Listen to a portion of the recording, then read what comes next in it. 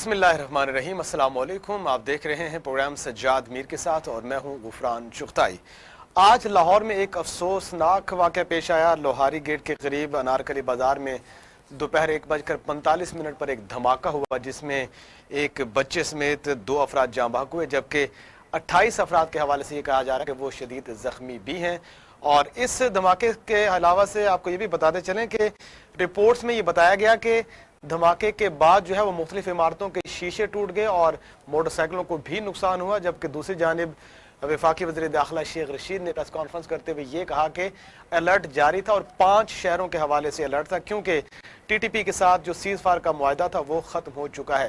اگر cease fire کا معاہدہ ختم تھا اور الرٹ بھی موجود تھے تو پھر ایسے اقدامات کیوں نہیں اٹھائے گئے کہ پنجاب کے دل لاہور میں ایسا واقعہ رونما ہو؟ اس واقعے کے حوالے سے آج اپنے پروگرام میں ڈسکس کریں گے۔ پھر آپ کو یہ بتائیں کہ اسلام آباد ہائی کورٹ نے بیان حلفی کیس میں رانا شمیم کا اوپر جو ہے وہ فرد جرم عائد کر دیا، اور اس سے پہلے جو ہے وہ پروسیکیوٹر کی تبدیلی کی درخواست بھی ان کی مسترد کر دی گئی۔ دوسری جانب وزیر اعظم عمران خان نے یہ بیان دیا ہے کہ ججز کو دباؤ میں لا کر من پسند فیصلے کیے جاتے ہیں۔ انہوں نے نون لیگ پر تنقید کی، لیکن اس معاملے میں دیکھا یہ جائے گا کہ یہاں بھی کسی طرح سے عدلیہ کو دباؤ میں لانے کا جو ہے وہ سدباب کیا جا رہا ہے اور کوشش کی جا رہی ہے کہ اپنی مرضی کا فیصلہ لیا جائے۔ یہ بھی ہمارے موضوع کا حصہ ہوگا۔ پروگرام کے آخر میں ہم بات کریں گے کہ جماعت اسلامی کی جانب سے جو سندھ بلدیاتی ایکٹ ہے اس کے خلاف تیسرا ہفتہ شروع ہو چکا ہے، وہاں پر احتجاج جاری ہے۔ آج خواتین بھی دھرنے میں شامل ہوئی ہیں۔ وہاں کیا صورتحال ہے اور مذاکرات میں بات کہاں تک پہنچی ہے؟ سندھ حکومت کیوں جماعت اسلامی اور دوسری جماعتوں کی اس ایکٹ کے خلاف جو احتجاج ہے اس کے اوپر کان کیوں نہیں دھر رہی، ان کی وجوہات کیا ہیں، اس پر بھی آج کے پروگرام میں ڈسکس کریں گے۔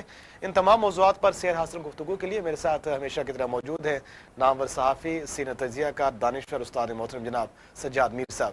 میر صاحب، سب سے تو پہلے بات کرتے ہیں سانحہ لاہور کی۔ افسوسناک واقعہ ہے، ٹی ٹی پی کے ساتھ ہمارا سیز فائر کا معاہدہ ختم ہوا اور اس کے بعد سے ایک دہشت گردی کی نئی لہر شروع ہوئی ہے، کوئٹہ میں اور باقی علاقوں میں بھی، آج لاہور میں بھی دھماکہ ہو گیا۔ سر، صورتحال اگر خراب تھی اور الرٹ بھی جاری تھا، اس کے باوجود ہم ایسے واقعات کو روک نہیں سکے؟ مقامی انتظامیہ تو کہتی ہے الرٹ نہیں تھا، اور لیکن شیخ رشید کہتے ہیں کہ 5 شہروں کے لیے ہائی الرٹ تھا، اور الزام ہم تحریک طالبان پاکستان پہ لگاتے ہیں۔ سرفراز بگٹی نے کہا ہے کہ بلوچستان نیشنل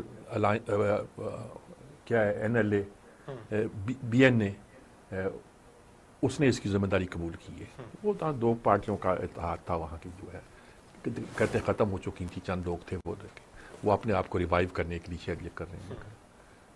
کچھ بھی ہو، یہ ساروں کے ڈانڈے ایک ہی جگہ سے ملتے ہیں۔ جہاں سے ڈانڈے ملتے ہیں وہاں سے ہم کہتے ہیں کہ ہم نے سیز فائر کر لی ہے، وہاں سے کہتے ہیں کہ ہمارے لیے ایک فرینڈلی حکومت آ گئی، اب حالات ٹھیک ہو جائیں گے۔ اگر حالات ٹھیک نہیں ہو رہے، وہی سرچشمہ ہے ان سب باتوں کا، تو ہمیں کیا کرنا چاہیے؟ اور ہمارے اندرونی طور پر ہمیں جو دہشت گردی کی کارروائی کے خلاف اتنے سالوں سے ہم لڑ رہے ہیں اور ہم اصرار کر رہے ہیں کہ ہم نے لڑنا ہے، اور بڑی کوششوں کے ساتھ، اور اس میں داد دینی چاہیے اپنی فوج کی بھی اور جوانوں کی بھی اور پولیس کی بھی اور رینجرز کی بھی، سب کی، ایڈمنسٹریشن کی بھی، اور اپنی ایجنسیوں کی بھی جو ان کی خبریں دیتے ہیں، نکالتے ہیں۔ ہم نے ایک لمبی جنگ لڑی ہے، لیکن کیا نتیجہ نکلتا ہے؟ کچھ واقعہ ہو جاتا ہے۔ جو لوہاری دروازہ جو ہے تاریخی دروازہ ہے نا، یہاں سے انارکلی کو رستہ جاتا ہے، یہاں سے پرانے لاہور کو رستہ جاتا ہے۔ یہ مسلم مسجد اس کے کونے میں واقع ہے۔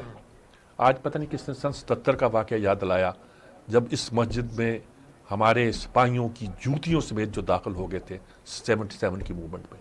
مجھے یاد ہے میں نے اس کی رپورٹ جو تھی شائع کی تھی، اور بڑی ٹائٹل پیج کی سٹوری تھی، بڑی زوردار سٹوری تھی اس وقت۔ یہاں یہ انارکلی بر صغیر کا قدیم ترین بازار گنا جاتا ہے، یعنی کہ پہلے ایسے بازار نہیں تھے۔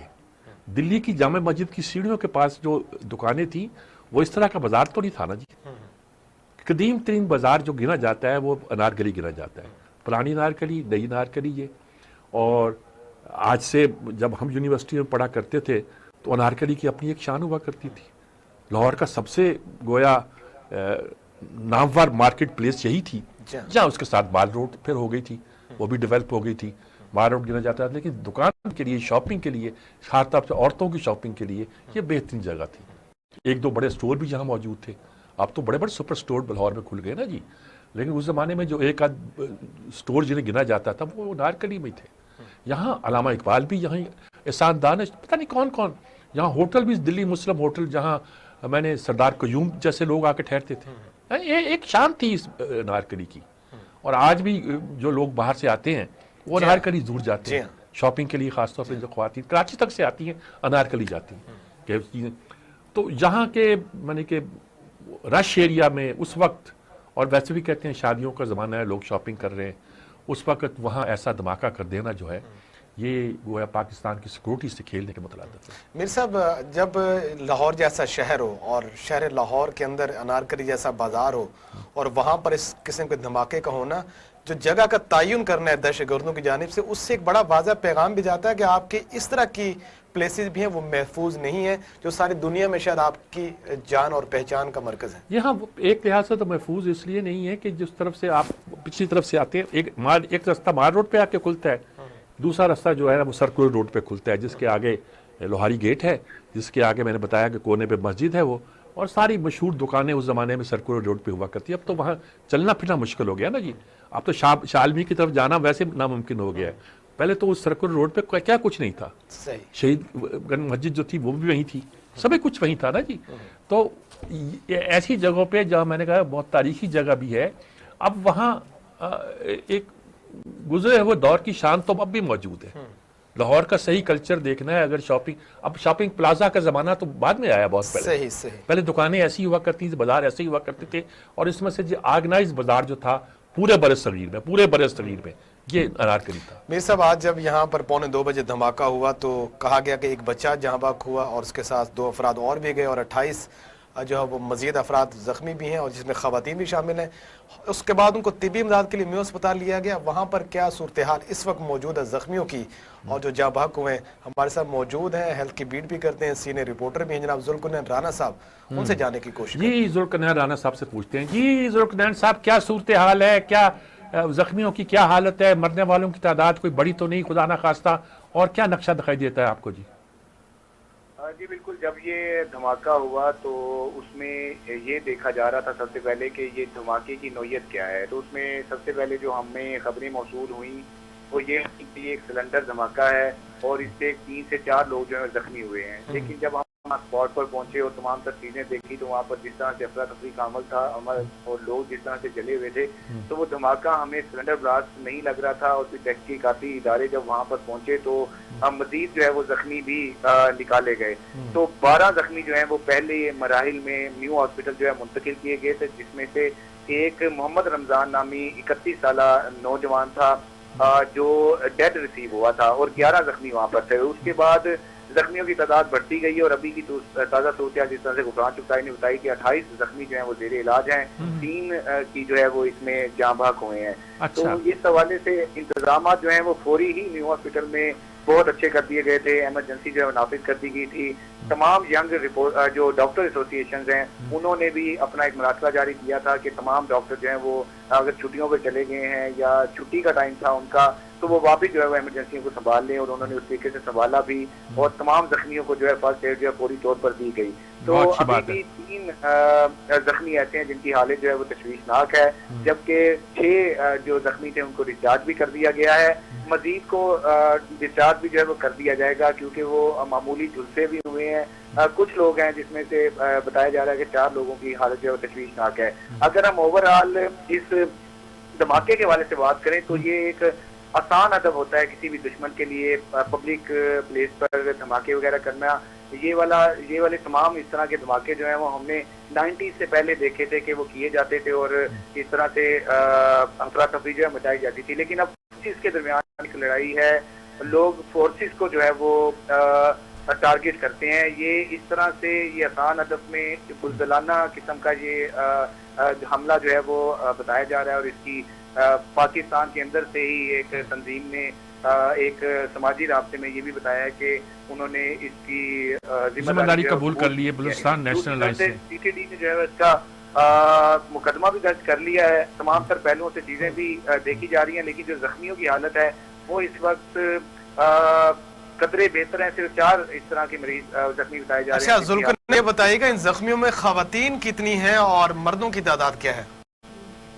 ہاں جی بالکل، جو مردوں کی تعداد تو وہ سب سے زیادہ تھی، لیکن دو خواتین جو ہیں وہ اس میں متاثر ہوئی ہیں، جو معمولی زخمی ہیں، ان میں سے ایک کو ڈسچارج بھی کر دیا گیا لیکن ایک زیر علاج ہے۔ بچوں کی تعداد جو ہے اس میں بتائی جا رہی ہے، دو طرح کی تعداد سامنے آئی تھی شروع میں کہ 6 بچے ہیں، لیکن اس وقت جو ہسپتال ذرائع ہیں وہ 4 بچے بتاتے ہیں۔ ایک بچہ تھا جو کافی زخمی حالت میں وہاں پر پہنچا تھا اور 9 سال اس کی عمر تھی اور اس کی وہ جاں بحق ہو گیا تھا۔ 3 تعداد جو ہے وہ بتائی جا رہی ہے، جبکہ 28 لوگ جو ہیں وہ بھی زیر علاج ہیں۔ ڈیوٹیز جو ہیں وہ ڈاکٹرز کی ختم کی ہوئی ہیں، ایمرجنسی جو ہے وہ نافذ کی ہوئی ہے۔ اچھا، یہ جس جگہ دھماکہ ہوا ہے اس جگہ انارکلی کا وہ آخری حصہ ہے جس میں شاید کھانے پینے کی بھی دکانیں، ریڑیاں ایسی چیزیں موجود تھیں، کچھ بہت ساری بتائی جاتی ہیں۔ ہاں جی، میں اگر آپ کو جس پارٹی نے یہ اس کی ذمہ داری قبول کی ہے اس نے اپنے سماجی ویب سائٹ پہ یہ لکھا ہے کہ ان کا ایک نجی بینک کے عملے کو ٹارگٹ کرنے کا ارادہ تھا، لیکن بلاسٹ جو ہے وہ اس سے پہلے ہی ہوا اور بالکل ریڑیاں جو ہیں وہاں پر کھانے پینے کی بھی لگی ہوئی تھیں، خاص طور پر کپڑے کی جو ریڑیاں ہیں وہ وہاں پر بہت زیادہ ہوتی ہیں اور اکثر لوگ وہیں پر ہی خریداری کر رہے ہوتے ہیں۔ ساتھ ایک سلنڈر کی دکان بھی تھی جس میں ایک سلنڈر جو ہے وہ بھی بلاسٹ ہوا اس کے ساتھ، اور یہی خدشہ بار بار ظاہر کیا جا رہا تھا کہ یہ سلنڈر بلاسٹ ہے، لیکن جب تمام تر واقعے کا تعین کیا گیا، اتنے بڑے پیمانے میں لوگ جھلستے ہوئے دیکھے گئے اور ان کی حالت جب دیکھی گئی تو فوری جو ہے وہ تحقیقاتی جو وہاں پر حکام پہنچے، پولیس پہنچے، انہوں نے واقعے کو سلنڈرز میں نہیں مشکوک قرار دے دیا، جس کے کچھ گھنٹے کے بعد جو ہے وہ سی سی پی او لاہور نے جو ہے وہ یہ میڈیا ٹاک کرتے ہوئے بتایا کہ یہ کوئی منظم سازش لگتی ہے، اس کی ہر پہلو سے جو ہے وہ تفتیش کی جا رہی ہے۔ اسی طرح سے سی ٹی ڈی تھانے میں اس کا مقدمہ بھی درج کر لیا گیا ہے، اور سی ٹی ڈی تھانے میں جو بھی مقدمہ درج ہوتا ہے وہ اسی وجہ سے ہوتا ہے کہ یہ کوئی منظم سازش جو ہے وہ کی گئی ہے، اور اب اس کی ایک بلوچستان سے تعلق رکھنے والی ایک آرمی ہے جس نے اپنے سماجی رابطے میں یہ بتایا ہے کہ انہوں نے ذمہ داری قبول کیا، اور انہوں نے یہ لکھا ہے کہ ایک نجی بینک ہے جس کے عملے کو جو ہے وہ ٹارگٹ کیا جا رہا تھا، جو معصوم لوگ ہیں وہ اس زد میں آئے ہیں۔ جی ٹھیک ہے، بہت شکریہ آپ کا جی، بہت تفصیل کے ساتھ آپ نے ساری داستان بہت شکریہ ذوالقرنین، آپ نے اصل معاملہ یہی ہوا جی، وہاں بینک تھا، یہ کہتے ہیں جو اس کو ٹارگٹ کیا ہے اس کے سامنے ہی ہوا ہے۔ اچھا، بینک کو کیوں ٹارگٹ کیا ہوگا؟ یہ بھی ایک بڑی عجیب کہانی ہے، میں اس پر جانا نہیں چاہتا، لیکن یہ اصل تو یہ ٹیررزم کا واقعہ ہے۔ جی ہاں، دہشت گردی کا ڈوبتے واقعہ ہوئے لوگ جو ہیں وہاں شکست کھانے کے بعد، شکست خوردہ لوگ جو ہیں وہ ملک کے اندر افراتفری پھیلانا چاہتے ہیں اور چاہتے ہیں اچھا، یہ جتنی تنظیمیں تھیں بلوچستان کی بھی تھیں، جب یہ مشرف کے بعد ذرا حالات بدلے تھے یا افغانستان کی صورتحال بدلی تھی تو وہاں امریکہ وغیرہ آئے تھے، تو یہ سارے لوگ جو لاؤ لشکر لے کے واپس، یا طالبان آئے تھے تو یہ سارے لوگ انکلوڈنگ مریوں کا سردار C-130 میں بیٹھ کر پاکستان واپس آئے تھے، جی ہاں، اور C-130 میں اپنے مویشی بھی لے کر آئے تھے۔ یعنی میں اس زمانے کی داستان کو دہرانا نہیں چاہتا، لیکن یہ کوئی جہادی تنظیمیں نہیں ہیں، کوئی حریت پسندی کی تنظیمیں نہیں ہیں، یہ ان کے پیسوں پر، روسی پیسوں پر، افغانی پیسوں پر پلنے کا ایک طریقہ بن گیا ہے جو جاتا ہے وہاں پہ۔ کیوں جاتا ہے وہاں؟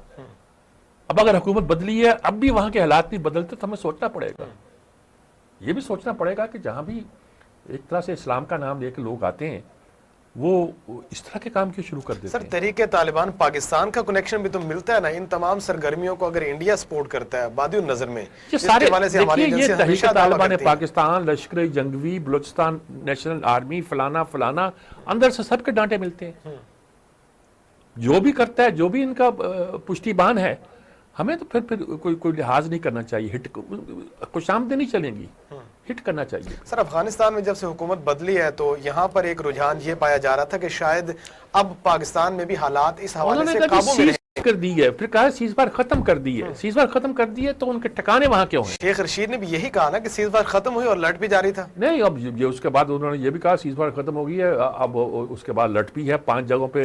خراسانی کو مارا بھی گیا وہاں پہ، نگر ہار کے علاقے میں، آپ کو یاد ہوگا ہم نے ڈسکس کیا۔ اس معاملے پہ آپ کو سٹینڈ لینا پڑے گا، کلیئر لینا پڑے گا کہ یہ برداشت نہیں ہوگا، بلکہ اگر یہ ان کے ٹھکانے وہاں موجود ہیں تو آپ کو وہاں ٹارگٹ کرنا چاہیے۔ یعنی یہ کیا بات ہوئی کہ آپ بیٹھے ہوئے اپنی سرحدوں میں ان کو کہتے جائیں، ان کو کہیں کہ آپ کے علاقے میں اگر یہ ہوں گے تو ول ٹارگیٹ دیم. سر یہ تو پھر ان کی سوورنٹی اور سوورنٹی یہ ہے کہ ہماری سوورنٹی کو اگر ان کے دیش میں بیٹھ کر کمپرومائز کیا جاتا ہے تو آپ کیا کب تک برداشت کریں گے؟ ہم سے رعایتیں لیتے ہیں، دینی پڑے گی ان کو، ہمیں دینی پڑے گی. ٹھیک ہے میر صاحب، ایم ایس میو اسپتال ہمارے ساتھ ڈاکٹر افتخار موجود ہیں، ان سے جانتے ہیں کہ اندر کیا حالات ہیں. جی ڈاکٹر افتخار صاحب سے معلوم کر. السلام علیکم ڈاکٹر صاحب. وعلیکم السلام ورحمۃ اللہ وبرکاتہ. ڈاکٹر صاحب کیا صورتحال ہے اس وقت؟ جی آپ کو میں عرض کر دوں کہ جو آج ایک انتہائی افسوسناک واقعہ پیش آیا ہے، اس کے بعد سے ہم نے 30 مریضوں کو ریسیو کیا ہے مختلف لیولز کے، اور 3 ان میں سے 2 تو ایسے تھے جو ریسیو ڈیٹ تھے. ایک بچہ جو 9 سال کا راؤنڈ اباؤٹ افسار احمد، اور ایک 30 سال کا نوجوان تھا جی، اس کا نام رمضان ہے. تو وہ تو ریسیو ڈیٹ تھے. اس کے بعد مختلف لیولز پہ پیشنٹ آئے سیوریٹی کے حساب سے، اور ایک patient Yasir round about 18 years Kanpur کا رہنے والا، وہ بڑا ہی کریٹیکل آیا ہمارے پاس. اس کی ایمپوٹیشن بھی کی گئی دونوں لمبس کی، اور لیور پیکنگ بھی کی، لیسریشن تھی اس کی، اس کے علاوہ اسپلین پہ بھی، اور اس کی دونوں بوتھ کالن وہ بھی پرفوریٹڈ تھی. آپریٹ کیا لیکن وہ جہاں پر خدا اللہ بچائے وہ نہیں ہو سکا.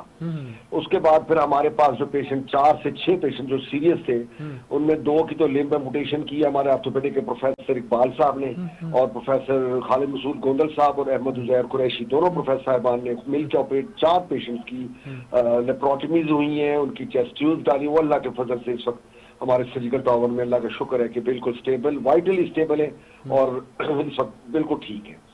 اور کچھ پیشنٹس ہم نے ایڈمٹ کیے ہیں جن کو سپلنٹرز لگے ہیں اور بال بیئرنگ لگے ہیں پیٹ پہ، لیکن اللہ کا شکر پیٹ کو پرفوریٹ نہیں کیا ابڈومن کو. ان کو صرف اوور نائٹ اسٹے کرائے گا. خدا نخواستہ اگر کمپلیکیشن ڈیولپ ہوتی ہے تو اس کو ارجنٹلی ایڈریس کر لیا جائے. تو اس وقت تک انشاءاللہ 10 سے 15 پیشنٹ ہمارے ڈسچارج ہو جائیں گے. اس کا مطلب ہے کہ اب مزید کیجولٹیز کا امکان کم ہے.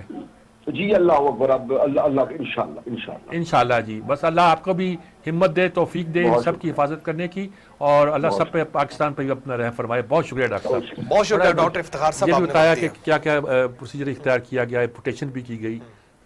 کچھ لوگ تو سروائیو بھی کر سکتے، کچھ سروائیو کیا ہے، یعنی کہ وہ ان کی حالت بھی کیا ہوگی، کیسے ہوگی، یہ ظاہر ہے کہ میں زیادہ تفصیل لینا نہیں چاہتا تھا، ہولناک شکل بن جاتی ہے. لیکن اللہ کا یہ احسان ہے، اور تعریف کر رہے ہیں ہمارے ذوالقرنین بھی کہ میو اسپتال میں فوراً انتظامات کیے گئے اور بہتر انتظامات کیے گئے. میو اسپتال ہمارا سب سے پرانا ٹریڈیشنل ہاسپٹل ہے، اور یہ اس نام سے اتنا مشہور ہے کہ ہم نے اس کا نام بدلنے کی بھی کوشش نہیں کی. بڑا شوق ہوتا ہے ہمیں. سر گنگا رام کا نام نہیں بدلا، میو اسپتال کا نام نہیں بدلا، گلاب دیوی کا نام نہیں بدلا. یہ لاہور کی پرانی شان ہے، پرانے یہ ہسپتال ہیں. جو اب نہیں تو جناب بن گیا ہے، جنرل بن گیا ہے، زید بن سلطان بن گیا ہے، یہ سارے بن گئے ہیں جی. اور لاہور پھیل رہا ہے، بننا ہی چاہیے، اور بھی بننے چاہیے، بہت ضرورت ہے اب تو. لیکن یہ ہے کہ یہ پرانا ہسپتال جو ہے یہ اپنی ہی ایک شان کے ساتھ جہاں موجود ہے، اور اب سروسز ہسپتال ہی بن گیا ہے. جی ہاں. اور کارڈی ویسکر کا تو خیر بن گیا ہے، وہ تو اپنے ایک الگ دائرہ ہے. تو اللہ پاکستان کی حفاظت کرے، لاہور کو بھی سلامت رکھے. شہر لاہور تیری رحمت دائم آباد. اللہ اس کو خوش رکھے، آباد رکھے شہر کو. لیکن یہ ہے کہ پاکستان کی سلامتی کا تقاضا یہ ہے کہ ہمیں دہشت گردی کے ہر ایسی صورتحال کو نظر میں رکھنا پڑے گا اور کوشش کرنی پڑے گی. میر صاحب، شہر لاہور کی جو رونقیں ہیں وہ تو اس کے بازاروں سے، اس کے باغوں سے، اس کے کالجوں سے، اس کی یونیورسٹیوں سے، اور پھر یہاں کی جو ثقافت ہے، دن کے وقت چلے جائیں، رات کے وقت چلے جائیں، ہر جگہ آپ کو ایک نئی زندگی اور ایک نیا کلچر دکھائی دیتا ہے اسی سے. اور یہ اسی وقت قائم رہ سکتی ہیں جب شہر کا امن و امان جو ہے وہ برقرار ہے. مزید موضوعات پر بھی بات کریں گے، لیکن یہاں پر وقت تو ایک بریک کا. ہمارے ساتھ رہیے گا.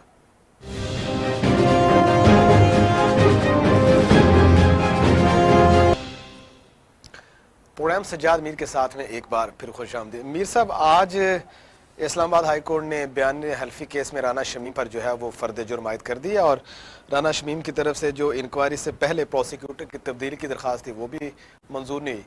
دوسری طرف آج عمران خان صاحب نے ایک بیان دیا. میں دونوں کو آپس میں جوڑنے کی کوشش کر رہا ہوں کہ ججز کو دباؤ میں لا کر من پسند فیصلے کیے جاتے ہیں. اگرچہ انہوں نے یہ بات نون لیگ کے تناظر میں کہی ہے، لیکن کیا اس کیس میں آپ کو لگتا ہے کہ شاید کسی قسم کا دباؤ ہوگا؟ یہی کہنا چاہ رہے ہیں دباؤ ہوگا کہ رانا شمیم کا بیان دلا دیا ہے، دباؤ ہوگا. لیکن اگر ججز کو دباؤ لانے والا چیف جسٹس آف پاکستان ہے، ثاقب نثار ہے، تو پھر کیا بنے گا؟ وہ یہی تو الزام لگا رہا ہے کہ ججز کو دباؤ میں لایا جا رہا تھا، ٹاپ سے دباؤ پہ لایا جا رہا تھا. کنٹیمپٹ اس نے کی ہے کہ یہاں اس نے خفیہ اندر چھپا ہوا ایک بیان دیا ہے. قانون کی زبان کیا کہتی مجھے نہیں پتا.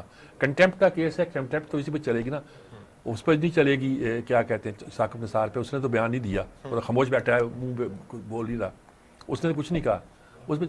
لیکن یہ بات انکوائری کرنا یہ اس کیس کا حصہ بنے نہ بنے کہ بھئی یہ تو کنٹیمپٹ کا کیس ہے, اس پہ کیا انکوائری ہوگی, کورٹ بھی اپنے قانون پہ تو چلتے ہیں پر. لیکن یہ اگر ثابت ہو جاتا ہے کہ عدالتوں پہ کوئی دباؤ ڈالتا ہے, ثابت ہو جاتا ہے چیف جسٹس دباؤ ڈالتا ہے, تو پھر کیا بنے گا اس کا؟ اس کو کون انکوائر کرے گا؟ یہ فریاد لے کے کہاں جائے کوئی ہم؟ یہ حق کیسے جانیں گے؟ سچ کیسے معلوم ہوگا؟ جرنلسٹوں کو بھی آپ نے چھوڑ دیا کہ ان کی کریڈیبلٹی بڑے, ان کو ہم مانتے ہیں, 20 سال سے جانتا ہوں میں. ٹھیک ہے, آپ کی مہربانی, آپ کو ججز بھی آزادی صحافت کی جنگ لڑ رہے ہیں جی. وہ بیچارہ کہتا ہے کہ میں نے, بیچارہ تو نہیں کہتا, اس نے بیان دیا وہاں, وہ کہتا ہے میں سیلڈ بیان دیا ہے. آپ کہتے ہو کہ نہیں انہوں نے نواز شریف کے سامنے, چلو نواز شریف کے سامنے دیا ہے اس نے, اور اس نے تو بیان دیا نا وہاں, اس نے تو نشر نہیں کیا. وہ یہ تو نہیں مانتا کہ نشر کیا میں نے. جی ہاں, آج بھی انہوں نے شاید کسی صحافی نے سوال پوچھتا چلتے چلتے تو انہوں نے یہی کہا کہ میں نے تو پبلک نہیں کیا, کیسے وہ مجھے علم نہیں ہے. ہاں, جب وہ یہ کہتا ہے تو آپ اس پہ تو چارج لگا رہے ہیں. اچھا, اب وہ جو نہیں مان رہا کہ اس نے یہ فون پہ, اس پہ کو پوچھ لو ذرا کہ تو نے کہیں یہ فون کیا تھا کہ نہیں کیا تھا. سر آپ چاہتے ہیں آپ بیل مجھے مار والا معاملہ فرینسک کراؤ, اس زمانے کے فون چیک کرو ان کے, اگر کوئی ریکارڈ موجود ہے. ویسے تو کہتے ہیں کہ جو لفظ بولا جاتا ہے جو کائنات میں موجود رہتا ہے, جاتا نہیں, لہروں میں رہتا ہے. اس طرح کہتے ہیں کہ یہ جو ہماری آواز یہ ٹیلی فون اور اس کے ذریعے جاتی ہے, یہ بھی کہیں محفوظ ہی ہوتی ہے. آپ دیکھو نا, یہ واٹس ایپ کھولو یا کھیلو. سر ثاقب نثار صاحب کیوں نہیں کھل کے سامنے آ رہی؟ اتنی ان کے اوپر الزامات کی بوچھاڑ ہے, وہ خاموش نہیں, وہ سامنے کیسے آئیں گے؟ وہ تو عقل مندی دکھا رہے ہیں, اپنے آپ کو قانون سے بچا رہے ہیں. یہ آپ بیل مجھے باہر نہیں کہہ رہے, وہ عزت ذلت جو کچھ بھی ہے لوگ کچھ بھی کہیں, لیکن ہم نے نہیں بولنا. سر وہ بھی تو آخر قانون دان ہے نا سر. قانون دان تو ہے, ایسے قانون دان تھے, گئے پکڑا منظور وسان کو, تو جیل کی بجائے یہاں بیٹھا ہے ہسپتال میں, یہ کیا ہے, بوتلیں 2 شراب کی رکھی ہوئی ہیں, پکڑو اس کو ٹیسٹ کرو. جب اسلام آباد پہنچے تو ٹیسٹ کی رپورٹ آئی کہ ایک میں زیتون تھا, ایک میں شہد تھا. لو کر لو کیا کرو گے. ٹھیک ہے سر اس معاملے پہ مزید بات کرتے ہیں. ہمارے ساتھ قانون دان موجود ہیں جناب اظہر صدیق صاحب. اظہر صدیق صاحب ہمارے ساتھ ہیں, ان سے مزہ آئے گا بات کرنے کا. السلام علیکم اظہر صدیق صاحب. جی وعلیکم السلام سجاد میر صاحب. اظہر صدیق صاحب, ہماری قانون نے صحافیوں کو فی الحال بخش دیا ہے. اس آدمی نے جس نے ایک بیان چھپ کے دیا تھا اور بقول اس کے خفیہ دیا تھا, وہ تو ابھی انڈر ٹرائل آ گیا ہے. لیکن جو یہ کہا گیا کہ فلاں نے فون کیا تھا, اس نے توہین نہیں کی عدالت کی. اچھا دیکھیے سجاد میر صاحب, ایک بات تو بڑی واضح طور پر ہے, یہ توہین عدالت کو سمجھنا یہ ہے کہ یہ معاملہ تھا کورٹ کے سامنے, ایک اپیل چل رہی تھی کنوکشن کے کانٹیکسٹ میں. جتنی بھی یہ چیزیں تھی یہ ساری اگر ہونا تھی تو یہ ٹرائل کورٹ میں جانا تھی, یعنی یہ ایفیڈیوٹ اور اس طرح کی چیزیں جتنی بھی. اور آپ کو یاد ہوگا ارشد ملک کی جب ویڈیو آئی تھی تو اس وقت معاملہ یہ سپریم کورٹ میں گیا. سپریم کورٹ نے اس معاملے کو ٹیک اپ کیا, اور آصف علی زرداری کا کیس جو 2001 کا تھا کہ جس میں سیف الرحمان اور شہباز شریف کے کال کے کانٹیکسٹ میں انہوں نے اس کا بھی ذکر کر کے فائنلی یہ کہا کہ اگر آپ نے یہ معاملہ اس طرح لے کر جانا ہے تو کوئی بھی ایسی چیز اگر آتی ہے تو اس کا پہلے فورینسک ہوگا, پھر کورٹ میں جائے گی, کراس ایگزامن ہوگا, کراس ایگزامن ہونے کے بعد دیکھا جائے گا کیا واقعی اس نے اس کو افیکٹ کیا ہے کہ نہیں کیا. یہ پرنسپل جو ہے نا بڑے واضح طور پر سیٹل ہو گئے ہوئے. میں نہیں سمجھتا کہ اس میں کوئی ڈاؤٹ ہے. اگر ایسی کوئی باتیں تھی تو موقع پورا تھا ان کے پاس, شریف خاندان کے پاس, مریم کے پاس, نواز شریف کے پاس, کہ یہ 2019 کا فیصلہ ہے اور آج ہم 2022 میں آ چکے ہیں. انہوں نے وہ والی ویڈیو آڈیو وغیرہ کسی جگہ بھی فورینسک کرانے کے حوالے سے لے جائے, یا مثال کے طور پر کراس ایگزامن کروانے کے حوالے سے, یا ایپلیٹ پروسیڈنگ میں وہ نہیں لے کے گئے. پھر آپ کو پتا ہے ایک اور آڈیو آ گئی, آڈیو کے بعد ایک ایفیڈیوٹ آ گیا. اظہر صدیق صاحب وہ بات آپ کی درست ہے, یہ تو اس کیس کے حوالے سے بات ہے نا. اب ایک شخص ہے جو کہ چیف جج رہا ہے ایک سپریم کورٹ یا ہائی کورٹ کچھ کہہ لیجیے گلگت کا, وہ ایک بیان لندن میں ریکارڈ کراتا ہے بقول اس کے کہ پبلک نہیں کرتا, اور ہم ثابت کر رہے ہیں کہ یہ نواز شریف دلایا. فرض کیا یہ بھی ثابت نہیں ہوتا. وہ تو ایک بات ہے کہ وہ کنٹیمپٹ کیسے ہو گئی جس نے جو بات نقل کر رہا ہے اس کی انکوائری کون کرے گا؟ اچھا دیکھیں ایشو یہ نہیں ہے، ایشو بڑا سیدھا سا ہے کہ آپ بیان حلفی کوئی ایسا دیں کہ جو عدالتی پروسیڈنگ پر، یعنی طریقہ یہ بیان حلفی کا نہیں ہے۔ اگر آپ کوئی کسی کورٹ کی پروسیڈنگ کے حوالے سے بات کرنا چاہتے ہیں تو آپ کو کورٹ میں آنا ہے، بیان حلفی کی حیثیت ہی کوئی نہیں ہے، یعنی بیان حلفی کی تو اس کو چھوڑ دیں، پھر اس کو چھوڑ دینا پھر، اور یہ پتہ کریں کہ کہیں چیف جسٹس آف پاکستان نے تو فون نہیں کیا تھا۔ نہیں دیکھیں وہ تو بہت بڑی کنٹیمپٹ ہو جائے گی۔ میں واضح طور پر عرض کر دوں کہ یہ چیف جسٹس کے فون کی کہانی اس لیے سچ ثابت نہیں ہو سکتی کہ 7 جولائی 2018 کو ایپل فیلڈ کا فیصلہ ہوا اور اس کے بعد 24 جولائی کو الیکشن، یعنی 7 جولائی سے 15 دن کے اندر الیکشن تھے، اور ان کی اور میاں ثاقب نثار صاحب سابقہ چیف جسٹس جو ہے وہ 17 جولائی کو گئے ہیں، اور یہ کبھی نہیں ہوا کہ اپیلیں جو ہیں فوراً لگ جائیں۔ سسپینشن آپ کو بھی پتا ہے، آپ ایک وقت دیکھتے رہے ہیں، یہ ضمانت کا کیس نہیں تھا، سسپینشن میں اپیلیں ٹائملی آتی ہیں، اور یہ اپیلیں سسپینڈ جا کر ہوئی ہیں کوئی 1.5 سال بعد، یعنی اپنی ٹرن پہ جا کر سسپینڈ ہوئی ہیں۔ ان کو ڈیفینڈ کرنے دینا۔ اب یہ قوم کس کس کو مقدس سمجھے گی کہ آرمی مقدس، عدالت مقدس، کس کو مقدس؟ نہ چیف جج، جب چیف جج تو وہاں کیا گھوڑے بیچتا رہا اس وقت، وہ چیف جج تھا تو بیٹھ کر عدالت میں آتا، یعنی کسی جج کو باہر عدالت کے باہر اپنا کوئی آرڈر پاس کرنے کی تو اجازت نہیں ہے، اس نے آنا ایک آرڈر کے طور پر۔ اگر کوئی ایسی بات تھی اس وقت یہ سامنے تھا، اریسٹ کر لیتا، کیوں نہیں کیا؟ اریسٹ کر لیتا۔ نہ کوئی اریسٹ نہیں ہو سکتا، یہ ہم باتیں کر رہے ہیں کہ سارے جتنے بھی ہیں۔ اور پھر دیکھیں سسپیشن ڈاؤٹ کیسے پیدا ہوئے کہ 3 سال خاموشی ہے، وہ امریکہ جاتے ہیں، امریکہ سے انگلینڈ آتے ہیں، لندن آتے ہیں، میسکٹ میں ٹھہرتے ہیں، باربل آرچ میں جاتے ہیں، چارلس قدری وہاں آتا ہے، نواز شریف کے فلیٹ میں آتا ہے، یعنی اگر واقعی ان کی کوئی وصیت کی بات تھی جا گئی تھی تو نواز شریف فلیٹ میں جا کر کیوں دستخط کیا اگر کرنا ہی؟ اور اچھا چلیے یہ بھی درست ہو کہ نواز شریف موجود تھا، اس نے دستخط کرائے، اس نے بات کہلائی، لیکن ایک بندہ کہہ رہا ہے وہ بات تو ثابت چیک کرے نا۔ ثابت کرنے کا شوکت عدالت جانا پڑتا ہے۔ شوکت صدیقی کے ساتھ بھی یہی روکا کسی نے، اس نے ایک ایسا بیان دے دیا کہ پروسیڈنگ کو پریجوڈس کرنے کی کوشش کی۔ 15 تاریخ کو یہ اخبار میں خبر آتی ہے، 17 تاریخ کو معاملہ لگا ہوا ہے، اور دور دور تک تعلق کوئی نہیں۔ اگر کوئی ایسا اتنی ایمانداری اگر جا گئی تھی 3 سال سویا رہا، اور پھر اس کے بعد وہ آدمی کہ جس کو باقاعدہ چیف جج لگایا گیا، پھر ذوالفقار بھٹو یونیورسٹی کا وائس چانسلر 30 لاکھ روپے دے کر کیا ایسی کیا کوالٹی تھی، اور ہم اس کو سچ کیوں مانے؟ سچ تو تب تھا اگر وقت میں بولتا۔ ابھی تو نظر آ رہا ہے کہ ایک بیانیہ بنانے کی کوشش کی جا رہی ہے پیرل۔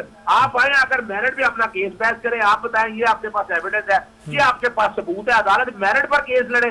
اس طرح تو لڑنے کا مقصد یہی ہے۔ وہ کہتے ہیں ثاقب نثار کو بلا لو، وہ کہتے ہیں ثاقب نثار کو بلا۔ دیکھیں اس طرح اگر دیکھیں ایک آدمی جب جج کے طور پر فیصلہ کیا جاتا ہے نا، اس کو کٹہروں میں کھڑا نہیں کیا جا سکتا۔ آپ جب جج سے جو جج کے طور پر فیصلہ کیا ہے تو جج کے طور پر جانا ہے اور عدالت جانا ہے آپ کو بیان حلفی اس طرح، اور نہ کوئی انکوائری اور انویسٹیگیشن اس طرح۔ تو ہر کیس پہ میں آ گیا کہ جناب پھانسی دیتے ہوئے یہ کیس نہیں ہے، یہ تو فون کال ہے سر۔ فون کال ہی لے لیں آپ، فون کال کون کہہ رہا ہے؟ وہ کہہ رہا ہے مجھے کی ہے، وہ فون کال کا فورینسک کوئی ہوا؟ کروائیں نا، اس کا کروائیں نا۔ ضرورت نہیں ہے، شوکت عزیز صدیقی کا بھی فرینڈ کرا لیں۔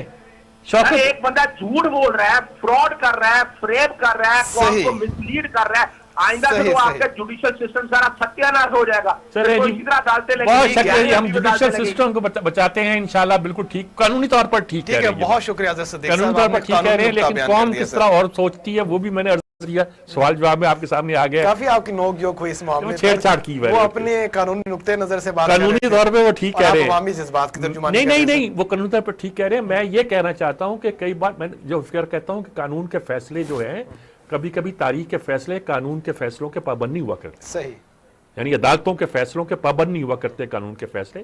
قانون کچھ کہتا ہے، حقائق کچھ کہتے ہیں۔ آپ کو قانون کے مطابق چلنا ہے، ہم چل رہے ہیں، اللہ خیر صلاح، اور بہت سی باتیں جو ہیں ہماری مرضی کے مطابق نہ بھی ہو تب بھی ہم اسے بھگتتے ہیں اور بھگتنا چاہیے، لیکن یہ ہے کہ پھر قانون کی حکمرانی ہونی چاہیے اور قانون سب کے لیے ایک ہونا چاہیے۔ قانون سب کے لیے ایک ہونا چاہیے، یہی اصل نقطہ ہے سر۔ اگلے موضوع کی طرف بڑھتے ہیں کہ سندھ بلدیاتی ایکٹ ہے سر، 3 ہفتے سے ہو چلے اور وہاں پر جماعت اسلامی دھرنا دیے بیٹھی ہے۔ آج خواتین بھی اس میں شامل ہو چکی ہیں۔ सिंध हुकूमत जो है वो टस से मस नहीं हो रही। आज शायद सैयद गनी साहब ने भी एक बयान दिया कि ये तो छोटी पार्टी है, थोड़े से लोग हैं, ये हमें कैसे डिक्टेट कर सकते हैं। सैयद गनी साहब अभी कल की पैदावार हैं जी, महमूदाबाद के किसी इलाके से उठ के अभी कहीं उनका हुआ है सर। वो बोलते बहुत रहते हैं। सिंध हुकूमत के कानून में तो कोई जून ही नहीं। वो चीफ जस्टिस के साथ भी उलझते रहे हैं और बहुत बोलते हैं, किसी ने मारे ना जाए बेचारे, भले आदमी लगते हैं मुझे वैसे। लेकिन बात यह है कि छोटी पार्टी नहीं है। जो जमात इस्लामी है वो कराची की असल ताकत थी, बुनियादी ताकत थी, और उसी ताकत से बहुत सारी कुव्वतें फूटी हैं। और इस वक्त भी जमात इस्लामी अगर धरने में बैठ गई है तो आप उसको एक रुकन की पार्टी ना समझें, आप उसको एक ऐसी कुव्वत समझें जो कि इस मुल्क के लोगों के दिलों पर हुकूमत करती है, इस्लाम की कुव्वत। वो जमात इस्लामी के नाम पर हो या किसी और नाम पर हो, यानी कि जमात इस्लामी का नाम इसलिए है कि वो सेक्टेरियन भी नहीं है। तो ये आप इस आसानी से बात न लगे। कराची के लोग जो है ना वो देखिए, अगर आप ये बात करेंगे, आप मेजॉरिटी से ना, मेजॉरिटी से आप कराची पे रूल करना चाहते हैं, कराची की मेजॉरिटी को आप सिंध की मेजॉरिटी से मारना चाहते हैं, ये नहीं चलेगा। सही। मैं साफ कह देता हूं, आप सिंध में नफरत के बीज बो रहे हैं, आप सिंध में डिवीजन के बीज बो रहे हैं, आप एक ऐसा निज़ाम लाना चाहते हैं जिसको वहाँ के यानी शहरी सिंध की अक्सरियत जो है वो रिजेक्ट करेगी। आप अकल के नाखून लें, आप सियासी जमात हैं, अगर आपका होल्ड होता कराची जैसे शहर पर तो आपको उसको डंडे के जोर से होल्ड नहीं करना, आपको तरीके के साथ। मेरे साहब आपको याद होगा कि कराची में जब नाज़िम थे नेमतुल्लाह और उन्होंने एक तरक्की का एक नया जाल बिछाया था और जमात इस्लामी को उस दौर में कराची ने बड़ा मैंडेट भी दिया, मान भी दिया और उन्होंने डिलीवर भी किया। उनकी आवाज को लबैक ना करना सर एक सवाली निशान तो है। नेमतुल्ला खान साहब को तो आप छोड़े, मैंने तो उनके साथ बहुत ज्यादा मेरी उनसे मोहब्बत का रिश्ता था। मेरे वो जब मैं पर्चा निकाला था तो मेरे वो वकील भी थे और वैसे भी उनसे बहुत से मामला थे। लेकिन उससे पहले जब अब्दुल सत्तार अफगानी ने जब पहला मेयर आया जमात इस्लामी की तरफ से, एक कलंदर दरवेश आदमी था, जूतों की दुकान पे ये सेल्समैन की मुलाजमत करता था 600 रुपए की उस जमाने में। और मैंने जब उसका बेटा गिर गया दीवार से तो उसका सीटी स्कैन में 2200 रुपए का था, तो उसने आंसुओं से कहा कि मेरे तो पैसे नहीं है। आहद यूसुफ एक मिनिस्टर थे, उन्होंने कहा यानी कि ये ऐसे भी वजीर हुए हैं जमात इस्लामी के और ऐसे भी मेयर हुए हैं जमात इस्लामी के। सर वही जमात इस्लामी आज धरना दिए बैठी है, कोई बात सुनने को तैयार नहीं। हमारे साथ मौजूद हैं नायब नाज़िम है कराची के उसामा रजी साहब। उसामा रजी साहब हमारे साथ मौजूद हैं, अस्सलाम वालेकुम उसामा रजी साहब। क्या सूरत हाल है इस वक्त जी धरने की और क्या मामला है? अभी तो सिंध की हुकूमत सुन नहीं रही कोई बात, तो क्या आगे का प्रोग्राम है? जी बहुत शुक्रिया सज्जाद भाई। देखिए हमारा ये धरना आज अब 21वां दिन जो है वो तकरीबन इख्तिताम पे है और 22वें दिन में दाखिल होने जा रहा है। चौथा हफ्ता। सिंध हुकूमत का जो माइंडसेट है वो तो आपके सामने वजीर आला ने इज़हार ख्याल कर दिया था और वो दूसरे लफ्जों में ये कह रहे थे कि जमहूरियत जो है वो अक्सरियत की आमरियत का नाम है। ठीक ठीक। तो भाई सबसे पहली बात यह है कि ऐसा नहीं हो सकता कि आप इस सूबे को 95 नहीं 97% तक रेवेन्यू फराहम करने वाला, खिलाने वाला, एक साल नहीं हर साल खिलाने वाला और पूरे सूबे को जो है वो उसकी जो है सियासी और माशरती और माशी रीढ़ की हड्डी का रोल प्ले करने वाला शहर, और आप ये कहें कि हम उसको अपनी अक्सरियत की आमरियत के जरिए चलाएंगे, तो और आपकी जो अक्सरियत है वो आपकी क्या अक्सरियत है? ये जो शहर कराची अरबों खरबों रुपए हर साल देता है, क्या वो किसी आम सिंधी तक पहुंचता है? नहीं पहुंचता। आम सिंधी तो बदतरीन जिंदगी गुजार रहा है। इसलिए मैं ये समझता हूँ कि ये एक छोटी सी मामूली सी अकलियत है जागीरदारों की, और इन जागीरदारों ने सबसे ज्यादा जुल्म सिंधियों के ऊपर किया है, आम सिंधी के ऊपर किया है, आम मजलूम बलोची के ऊपर किया है। और ये अब देही इलाकों को फतह करने के बाद अब शहरी इलाकों को फतह करने के लिए कानून साजियां कर रहे हैं और उसके लिए ऊपर से लेबल जमहूरियत का लगाया हुआ है। ऐसी जमहूरियत के जिसमें आम आदमी हिस्सा ही नहीं लेता, जिसकी राय की कोई अहमियत नहीं है, जिसकी राय को गुलाम बना लिया गया है। ये पूरे सिंध को गुलाम बना के शहरों को गुलाम बनाना चाहते हैं। 22 दिन हो गए। देखिए 8वें 9वें दिन ये आए थे हमसे बात करने के लिए और ये समझ रहे थे कि बस सर्दी اپنے شباب پر ہے اور بارش ہو رہی ہے تو یہ تو ایسے ہی سب بھاگ جائیں گے یہ لوگ. الحمدللہ جماعت کے ایک کارکن بھی جو ہے وہ پیچھے نہیں ہٹا, وہاں پر ڈٹے رہے, اور اس کے بعد یہ 8ویں دن آنے کے بعد پھر یہ 14ویں دن انہوں نے مذاکرات کا پہلا ڈول ڈالا ہے, بات چیت کی ہے, اور بات چیت میں ہماری ایک چیز بھی ایسی نہیں تھی, ایک مطالبہ بھی ایسا نہیں تھا کہ جو غیر معقول ہو. ہمارا مطالبہ کیا ہے؟ ہم کہہ رہے ہیں کہ جو آئین پاکستان کے مطابق third tier of the government بننا چاہیے, اس لیے کہ صوبائی خود مختاری کے نام پر 18ویں ترمیم پہ جو اختیارات صوبوں کو منتقل ہوئے ہیں, آئین کے مطابق وہ اختیارات نچلی سطح پر عوام کو منتقل ہونے چاہیے. یہ نہیں ہو کہ اختیارات کے اوپر ایک طبقہ درمیان میں سانپ بن کر بیٹھ جائے, وہ اوپر سے بھی اختیارات لے لے, نیچے کے اختیارات بھی سلب کر لے اور کہے کہ ہم اکثریت میں.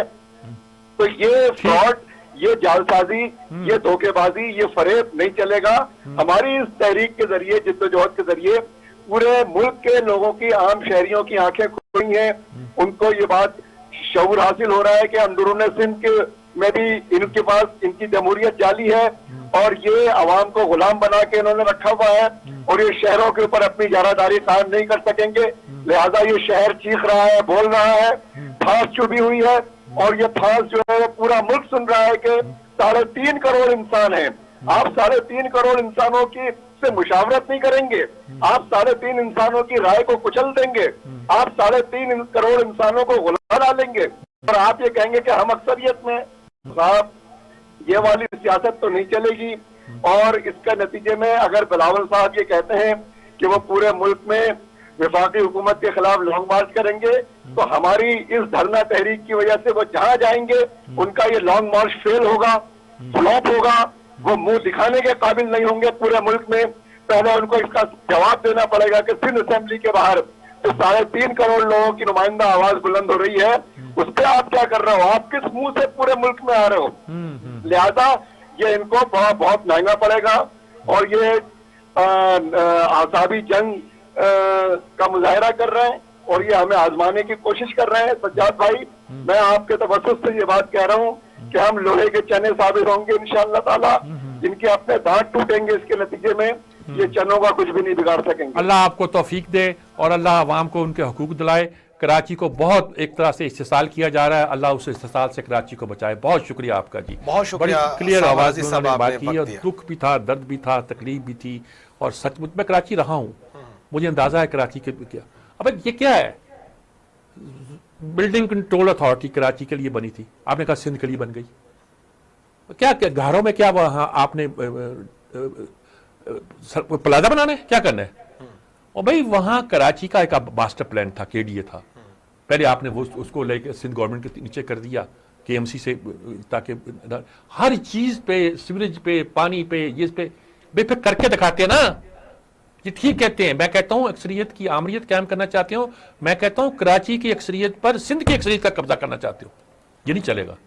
اور میں آپ یہ وہ تو لحاظ کرتے ہیں, سیاستدان لوگ ہیں, میں صاف آپ کو بتا دیتا ہوں کہ ایسی صورت ہوگی تو سندھ تقسیم ہوگا, اور اس کی ذمہ دار پیپلز پارٹی ہوگی. میر صاحب, سندھ حکومت یا جو پیپلز پارٹی کی MKM بنی بھی انہی حرکتوں کی وجہ سے. سر, ان کا مائنڈ سیٹ کیا ہے وہ ذرا بتائیے گا نا. وہ کیوں نہیں چاہتے کہ جو شہری علاقے ہیں کہ ہمارے پاس سب کچھ ہمارے پاس, یہ اسے جاگیردارانہ ذہنیت کہہ رہے ہیں, چلیے یوں کہہ لیجیے. وہ چاہتے ہیں سب کچھ ان کے ہاتھ میں رہے. وہ سب کچھ ہاتھ میں نہیں رہے گا, کچھ بھی نہیں بچے گا. پھر یہ صورتحال رہے گی تو پھر بڑی, کراچی کے لوگ بڑے ریبیلیس لوگ ہیں. اور یہ آپ کہتے ہیں نا کہ الطاف حسین نے ان کے جذبات کو کھیلا تھا, لیکن یہ ہے کہ وہ تو بٹک گیا نا, ڈبل کراس کر گیا. ورنہ وہ کراچی کو آپ اس طرح نہیں بائی پاس کر سکتے تھے.